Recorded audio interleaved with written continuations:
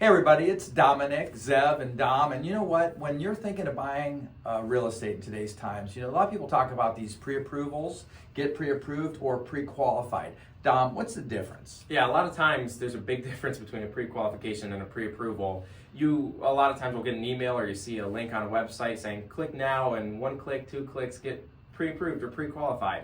What do you mean? Push a button and Right. magically it happens? Exactly. So the difference between a pre-approval and a pre-qualification is with a pre-approval, they're actually checking your credit, they're verifying your income, making sure you can actually afford X amount or whatever the price point you're looking in for a real estate is.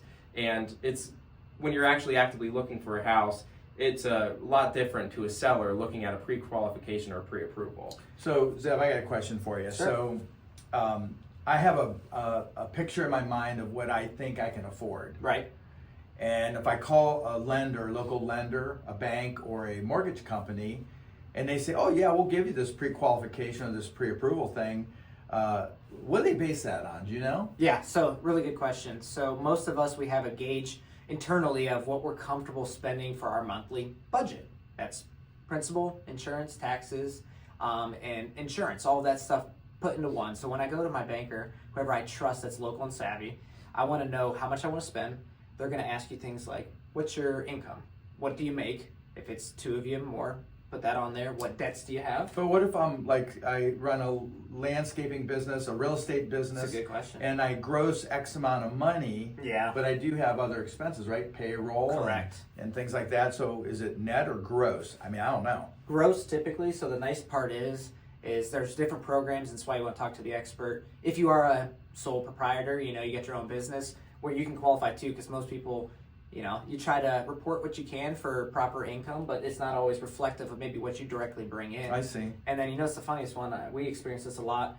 The biggest thing is why you need this tool is today's been so competitive in the market of buying real estate that when you're up against perhaps other buyers and a seller's trying to choose which one's best for them, if they have a very clear picture of your package, how strong of a buyer you are, it's really helpful in advocating for yourself why you're the best candidate to pick.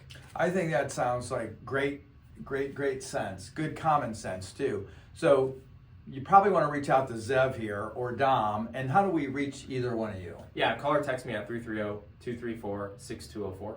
My cell phone's 330-933-3258.